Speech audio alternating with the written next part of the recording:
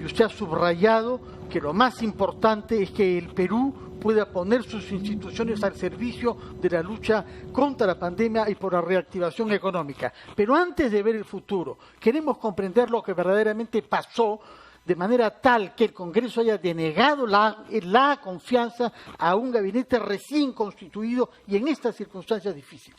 En el comercio del día de hoy, interrogado usted por el sentido de su referencia después de las 5 de la mañana de ayer a estar amenazado o estar bajo presión, usted dice puntualmente lo hizo el vicepresidente del Congreso, el señor Luis Valdés de APP, a su intervención en público, obvio.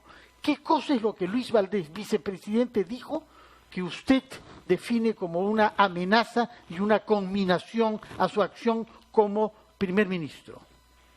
Me conminó públicamente durante el debate parlamentario a que yo cambiara mis posturas, pero en realidad en mi última intervención yo lo dije abiertamente, mirándolo fijamente a los ojos al presidente del Congreso, Merino, que yo ya había estado advertido que si no cambiaba al ministro de Educación, no iba a recibir la extensión de confianza, por cuanto no había consenso en el Congreso respecto a su permanencia en el cargo. ¿Y por qué hice referencia a esta situación, Fernando? Porque días antes el presidente del Congreso, Manuel Merino, me llamó y me dijo que tenía urgencia de conversar conmigo. Entonces yo concurrí al Palacio Legislativo y me reuní con él en su oficina. Y él en ese entonces me manifestó que no había el consenso al interior del Parlamento para extenderme el voto de confianza porque la ratificación en el cargo del ministro de Educación había ocasionado esa situación política. Yo naturalmente tomé debida nota de lo que me dijo el presidente del Congreso y antes de retirarme de su oficina le dije, lo que debes recordar es lo que aconteció durante el primer gobierno del presidente Belaúnde, en donde debido a la actuación del Parlamento generó una inestabilidad política que a la final terminó con el golpe de Estado de Velasco y que no era recomendable, menos en la emergencia que estábamos atravesando, generar un ambiente de inestabilidad política. Luego de esta reunión, el viernes, que es un día que generalmente no sesiona el Pleno del Congreso, aprobó interpelar al ministro de Educación. Ciertamente, luego de la reunión con el presidente del Congreso, yo tuve también un encuentro con el presidente Vizcarra y le comenté lo que me había dicho el presidente Merino. Cuando con el presidente Vizcarra reestructuramos el gabinete, una de las razones por las cuales se decidió mantener en el ejercicio de la función ministerial al ministro de Educación fue precisamente para dar un mensaje político de continuidad y apoyo a la reforma universitaria en el país. Sí, ¿cómo está, Pedro? ¿Qué tal? Bienvenido a Ampliación de Noticias. A ver, queda claro que en la cronología que usted señala ha habido premeditación y ventaja de parte del Congreso, pero también ustedes y el Ejecutivo estaban advertidos de que esto podía pasar. Más allá de eso, usted se presenta en el Congreso y de alguna manera algunos de las personas que incluso han votado a favor de la confianza señalan que le pone abono al terreno, teniendo en cuenta de que mantiene un discurso y lo consideran una especie de error táctico de solamente el reforzamiento de gestos con relación al sector económico. Es verdad que usted lo había dicho, pero ¿considera esto un error en esa circunstancia? Mónica, yo creo que ese es un pretexto, ¿no? Luego del mensaje a la nación del presidente Vizcarra, se solicitó públicamente y de todos los sectores políticos mayores explicaciones y que se dieran detalles respecto de las propuestas que había hecho el presidente Vizcarra.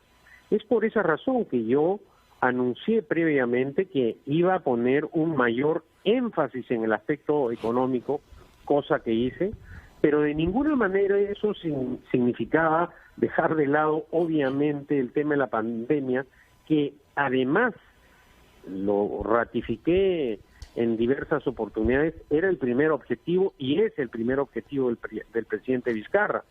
Y quien conoce el manejo parlamentario sabe que hay luego de la exposición una ronda en la cual ya se puede entrar a una explicación más detallada, que dicho sea de paso ocurrió, pero pasadas las 4 de la mañana con la intervención amplia y específica de la doctora Mazzetti. O sea que eso se iba a dar. O sea, una mera excusa, entonces. ¿Cómo? Una mera excusa, digamos, poniendo el titular. Diríamos que, a ver, cuando los congresistas dicen que he presentado muchas cosas, muchas propuestas que no se van a culminar, pero claro, yo no dije en ningún momento que durante el tiempo que iba a permanecer iba a construir toda la línea del teleférico de Choquequirao. Lo que sí, como luego lo dije ya a casi las 5:30 de la mañana, es que con la experiencia que tenía en el cargo, sí era consciente que ese proyecto lo podía destrabar. De hecho, en 4 días de trabajo intenso se viabilizó ese proyecto, y lo que sí manifesté es que lo podía dejar en marcha, que iba a destrabar no solo ese, sino los otros proyectos que había ofrecido. Sí. Esas cosas sí se podían hacer, naturalmente. La persona que no ha tenido ninguna experiencia en la gestión pública, como lamentablemente hay muchos congresistas que no conocen cómo se maneja el Estado, por ejemplo, los congresistas del FREPAP no tienen ningún conocimiento del manejo de la cosa pública. Afirmaban cosas que no tenían pues un sustento en la realidad. Pero esto forma parte de un debate democrático y abierto, ¿no? Así es. Don Pedro, ¿cómo está? Buenos días. Buenos días, Carlos. Tengo 2 preguntas puntuales. En primer lugar, en la reunión en la que usted participa con el presidente del Congreso, cuando lo convoca a usted para hablar sobre este tema y le menciona lo del ministro de Educación, ¿habían otros congresistas presentes? Y en segundo lugar, en la conversación, el presidente del Congreso le dijo a usted, le especificó a usted cuáles eran esas bancadas que tenían esa posición de no brindarle la confianza al gabinete, a no ser que usted cambiara al ministro Benavides.